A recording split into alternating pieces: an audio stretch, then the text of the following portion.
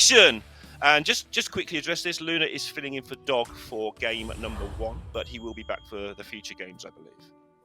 That is right. We have gone through some scheduling changes and so on. Unfortunately, Dog was not able to make it, but because the change in scheduling was no fault of his, no fault of the Americas team, they were allowed to bring in replacements, which I think is a pretty reasonable solution. We're happy that the organizers are being flexible and allowing us to get a 4v4 on Battlegrounds on here. So Luna will be picking through some pretty attractive-looking heroes. They're very curious as to what the minion types are right now, because I think that has a huge influence on that pick. Elementals, for example, for your Millhouse, tokens for your Hook Tusk. Luna got offered some serious power level heroes there, but the tribes would have made the big difference as to what the pick ended up being. Yeah, she ended up picking Xyrella, and I think that makes sense.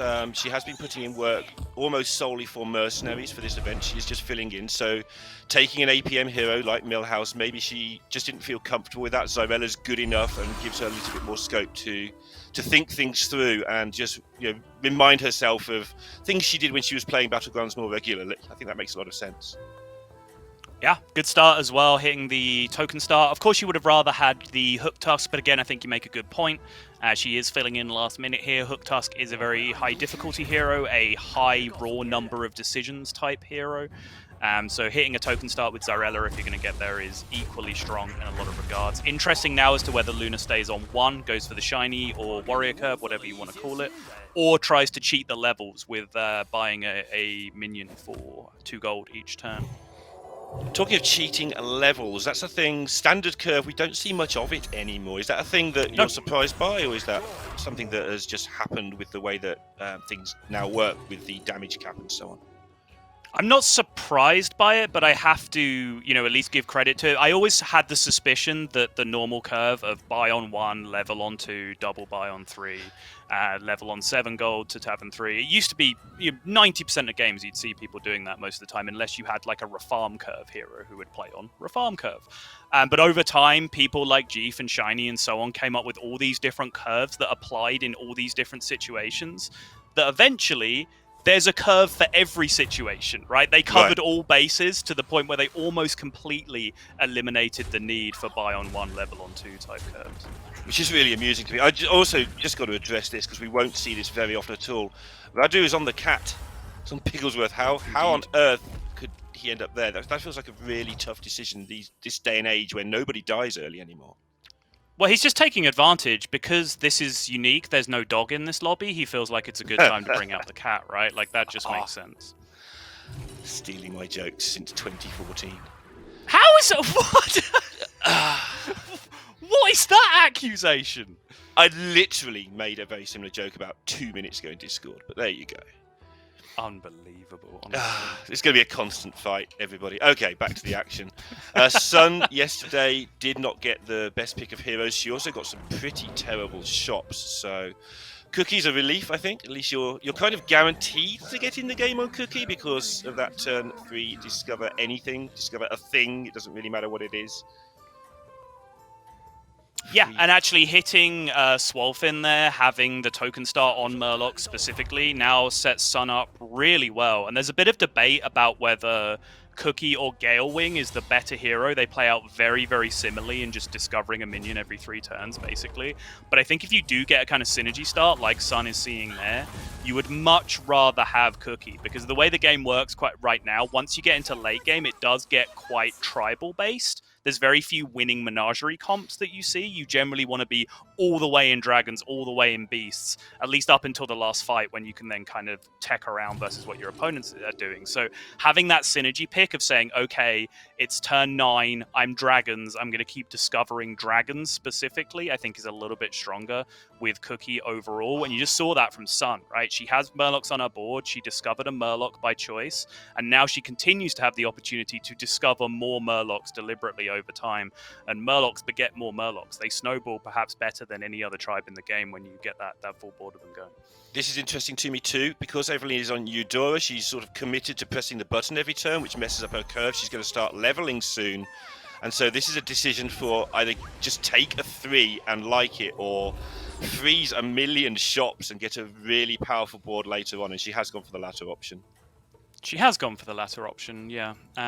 It will depend a little bit on what her curve was. I would imagine this has not been a hero power on 1 type game with the way her board is looking at the moment. So I suspect she is just going to be looking for a straightforward Eudora curve and then perhaps just freezing that Wrathweaver 1 more turn, looking for a little bit of extra greed.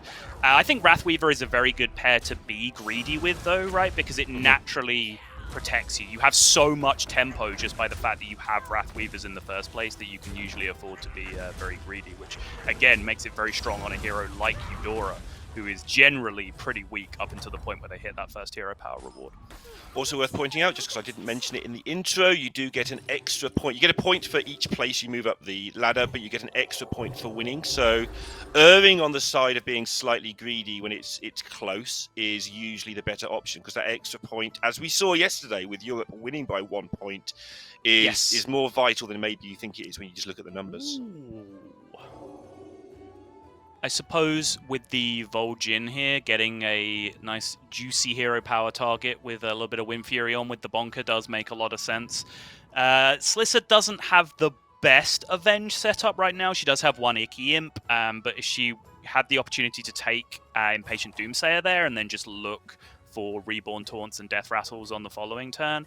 But I think Impatient Doomsayer is probably one of, if not the weakest of the Avenge minions now, since the nerf. Obviously, it was catastrophically overpowered to begin with, and then they toned it down a little bit, and I think nowadays probably one of the weaker options you can have. Slysssa chose to turn it down, but I do think as a general rule, keyword Avenge is just better to have on your board than not keyword Avenge, but I think Slysssa choosing to go with the Bonker here because of that extra hero power juice that she can get out of it.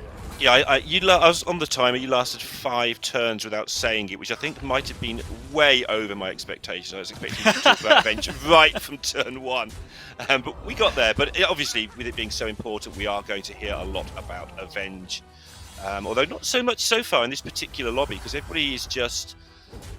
Something that happens a lot in modern Battlegrounds, I think, is you just take the things you're offered and keep your options open until you find some Avenge nonsense. Oh my goodness! I mean, it's not the worst thing in the world, but it's pretty close to the worst thing in the world. Those 2 Wrathweavers are the only thing making that a saving grace right now. I imagine she's going to pick up a Baron here. That is making the Golden Demons a little bit better of a pickup. But overall, a little bit weak. You know, the difference between that and just, a golden Impatient Doomsayer or some other 4-drop you could have picked up that turn is absolutely enormous. And that's going to make her decision to be greedy with a Wrathweaver quite a good one, though, because at least she's going to get another go at a high-quality minion now. And at least she got some synergy with it as well. She's not going to die anytime soon. Meanwhile, Simi putting things together with the Mama Bear hits double Mama Bear, going for 5s on the Shudderwock on the 8 gold term, which is a pretty standard curve if you want to be going for 5s. Mama Croc of 3 triples. Hello? I mean, I guess if you're just going to hit it all, why not? Yeah, that's going to be... Where does she progress from here? Because this is obviously all the cards you could ever want, but where's her improvement now? You just leverage the ludicrous amount of stats that you have to level a couple of times, ideally twice if you can get away with it. It's slightly annoying because you've dropped below the 15 breakpoint, right, where you can actually die in one shot, which is going to make doing that a bit scarier.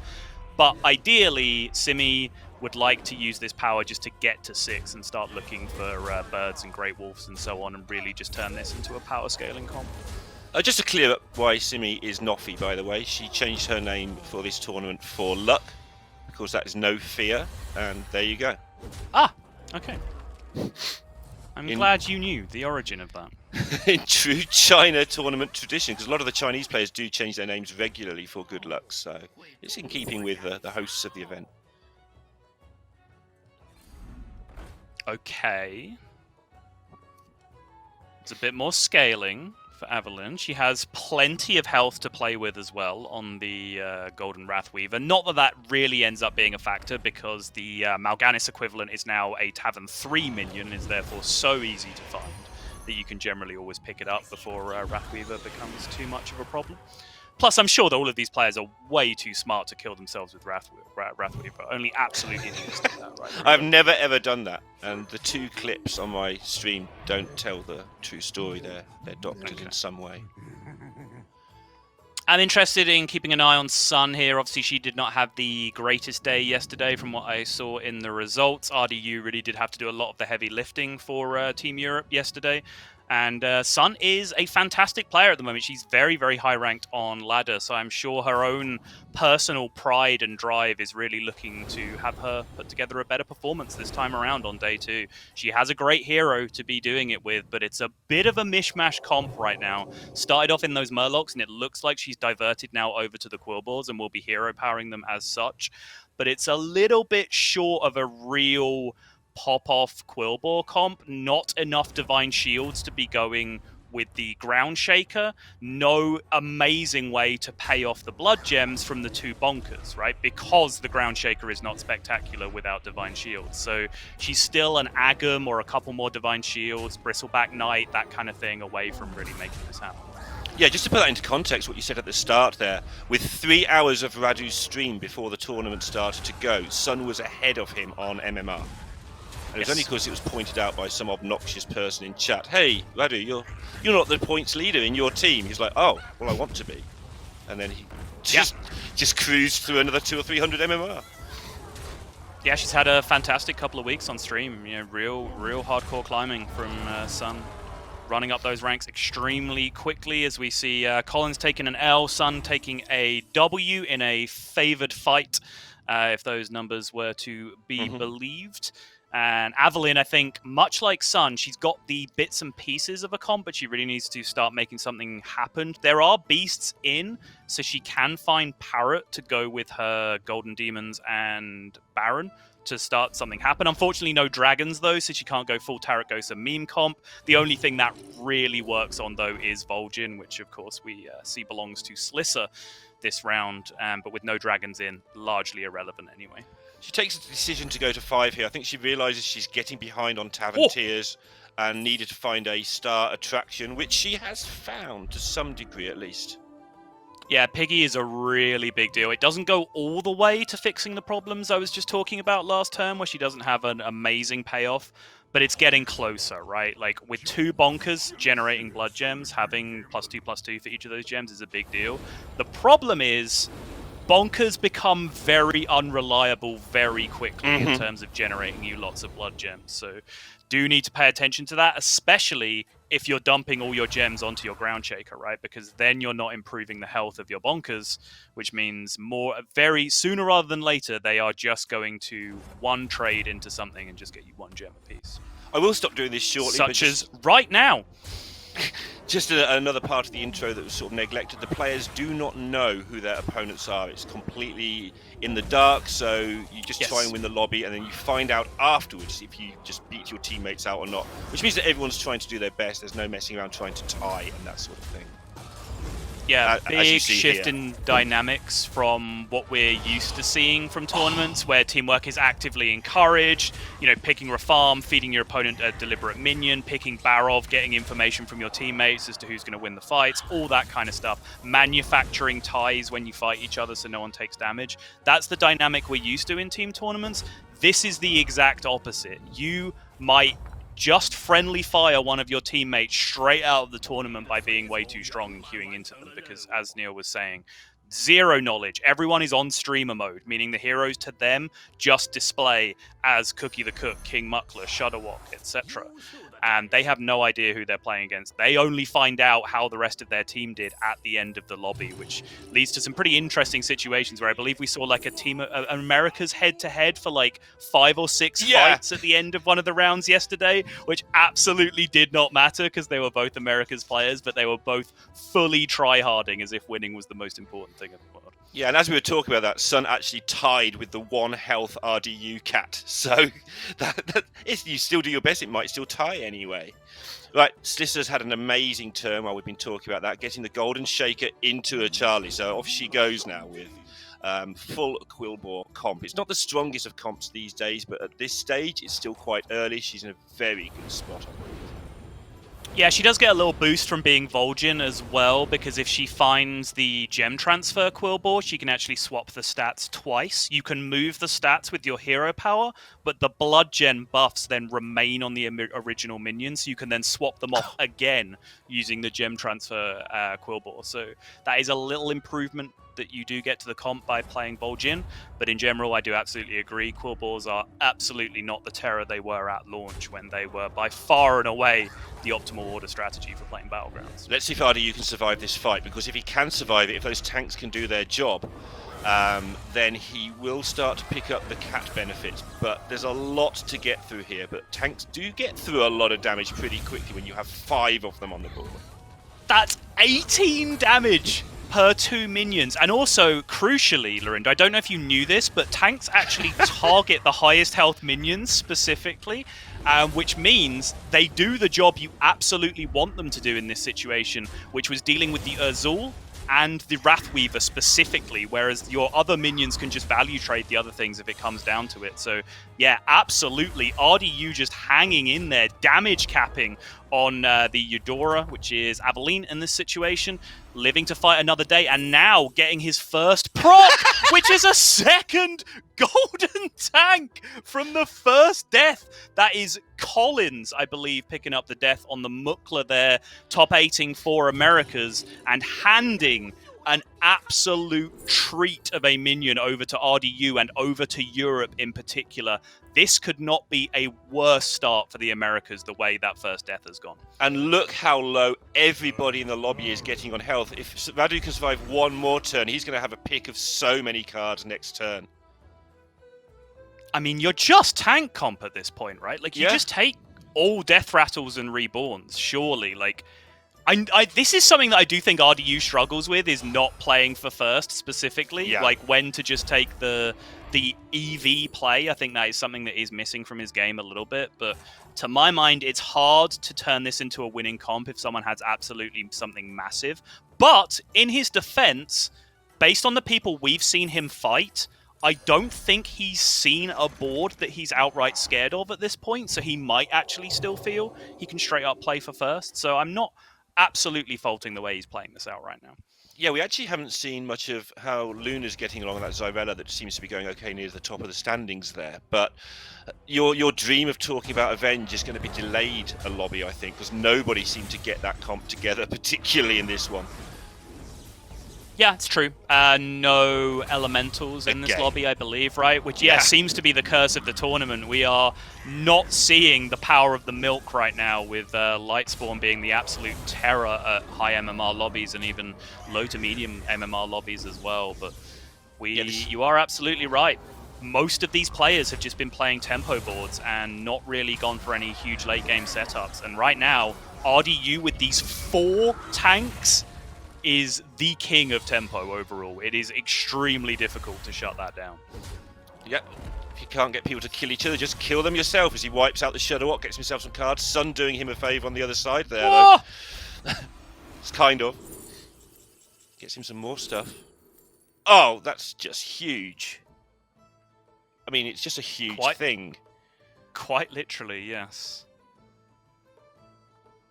So that was Aveline and Simi going down in one go. So that's actually not great for Europe. It now means that just Sun and RDU were the surviving members of Team Europe, giving the slight advantage, I would say, back over to Americas. But remember that all of these players dying, whether they're Americas or EU, are just feeding outright value to RDU at this point. Sun scrambling a comp together. It feels a bit late, but it's getting there. She's at least got a theme going on in the deck now, but it still doesn't look particularly strong. Yeah, and you can still see the remnants of the problems that I was talking about 3 turns ago, right? She's moved towards Ground Shaker. She's picked up more Divine Shields. She has 2 Divine Shields. She has a mech in her hand, which can be added with another Annoyer module for another Divine Shield. I already has one. Okay, fair enough. In which case, that gives her flexibility, but to do that, she's had to sell the bonkers because they stopped being reliable gem generation. So now, where are her gems coming from for that Ground Shaker? So now you're seeing her think about a transition, even perhaps to full-blown mechs with that Omega Buster. Really, really tough choices for Sun that turn, I think. WTY Bill nearly completed his comp now, though this is starting to look pretty powerful on that board. There's a lot of buffing going on there.